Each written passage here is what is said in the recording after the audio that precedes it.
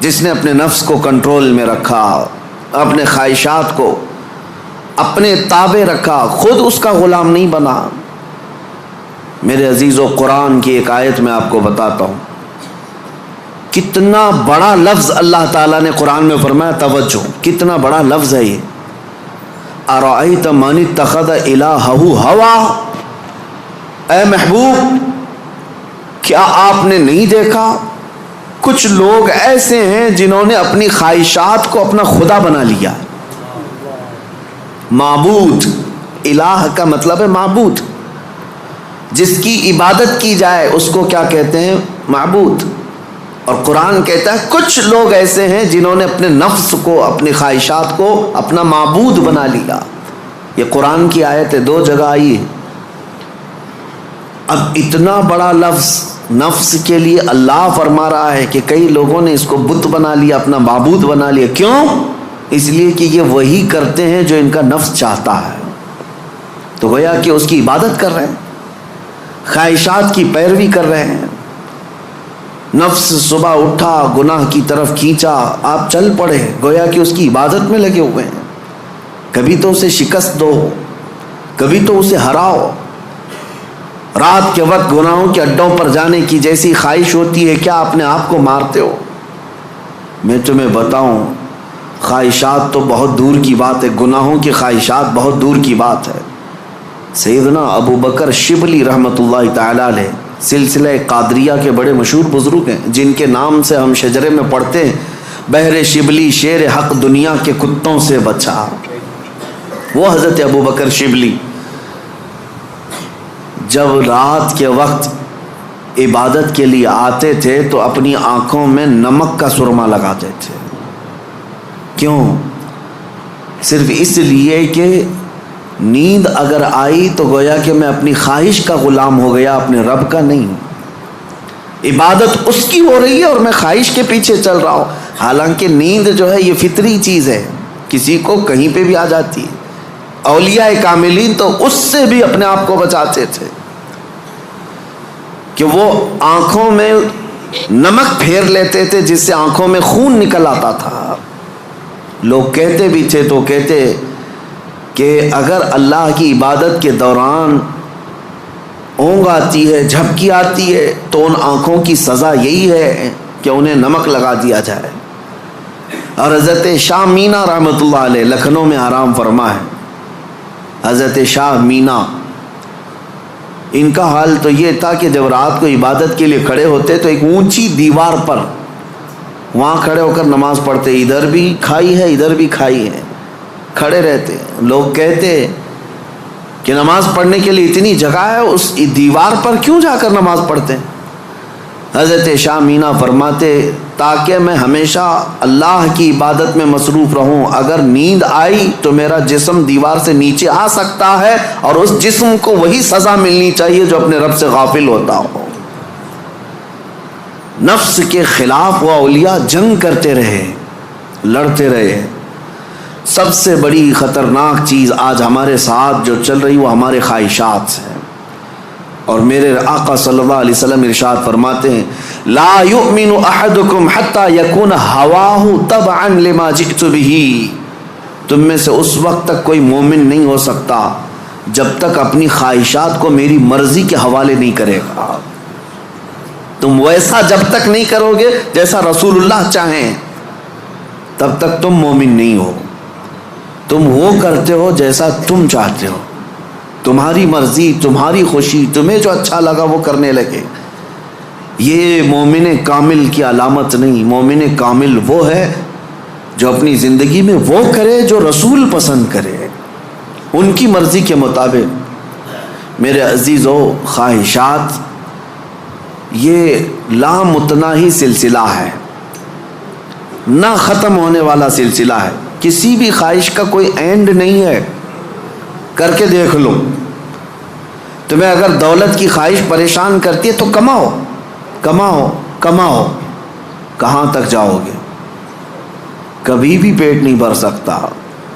نبی پاک صلی اللہ علیہ وسلم ارشاد فرماتے ہیں قبر کی مٹی ہی اس کا پیٹ بھر سکتی ہے۔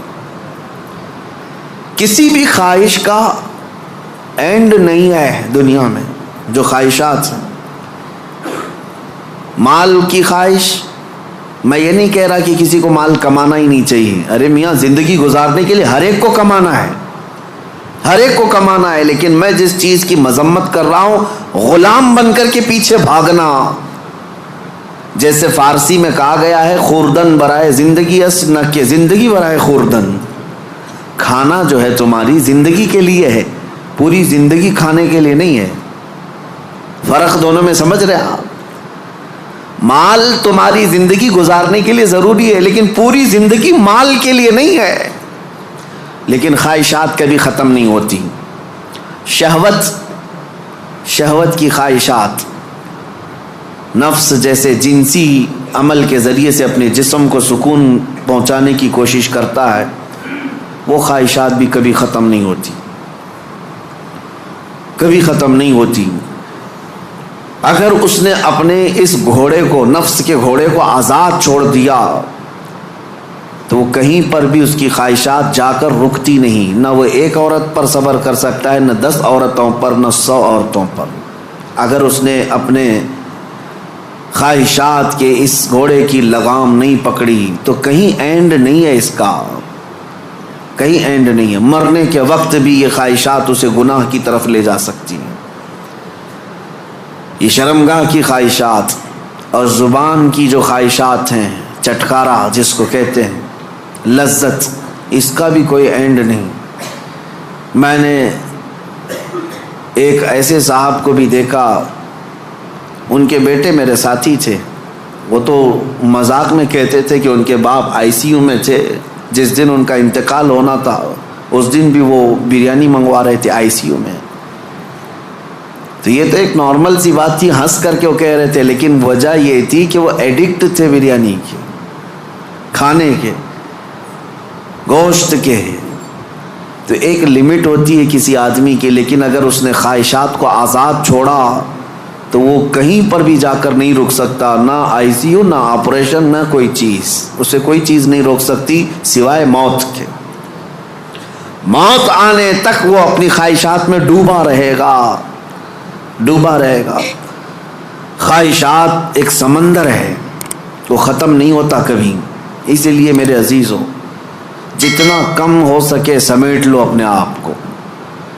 دنیا تمہیں ہاتھ پاؤں مارنے سے کتنی مل سکتی ہے، کتنی مل سکتی ہے مجھے بتاؤ. تم زیادہ سے زیادہ کس قدر اپنے آپ کو دنیا میں خوش رکھ سکتے ہو ان خواہشات کو پورا کر کے؟ کبھی نہیں. گناہوں میں یہ تمہیں ایسا برباد کر کے رکھیں گی خواہشات کہ تمہارے جسم مفلوج ہو جائیں گے. ایک دن موت کا وقت آئے گا، سارے درد تمہارے نکل رہے ہوں گے، دنیا سے جا رہے ہوں گے لیکن ہزاروں داغ چھوڑ کر جا رہے ہوں گے زمین پر، اور اسی زمین میں دفن ہونا ہے. اس لیے اللہ نے قرآن میں فرمایا اپنے رسول سے، اے محبوب کیا آپ نے نہیں دیکھا کچھ لوگ وہ ہیں جو اپنے خواہشات کو اپنا معبود بنا لیا ہے، اپنا خدا بنا لیا ہے، اس کی پیروی کرتے ہیں. اب کرنا کیا چاہیے؟ ان خواہشات کا قتل جتنا ہو سکے اس کے خلاف جانا ہوگا. ظاہر سی بات ہے یہ رات کے وقت ذکر کی طبیعت کس کی چاہتی ہے؟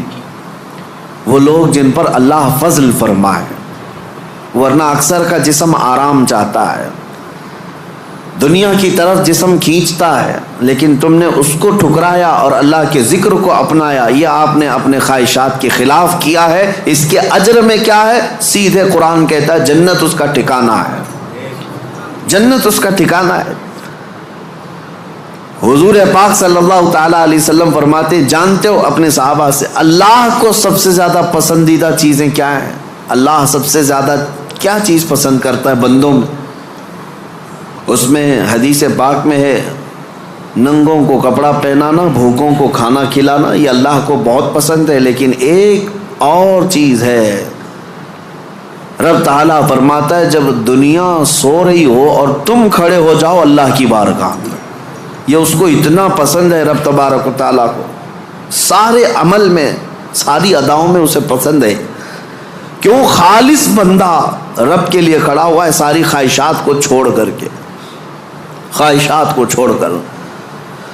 اب آؤ جن لوگوں نے خواہشات کی پیروی کی ان کی ایک چھوٹی چند مثالیں میں آپ کے سامنے رکھتا ہوں. ایسی ہلاکت کہ سب کچھ ختم ہو جاتا ہے. میرے عزیزو، سلطان الاولیاء سیدنا غوث اعظم جیلانی بغدادی رضی اللہ تعالیٰ عنہ ارشاد فرماتے ہیں، جس شخص کو اپنی خواہشات پر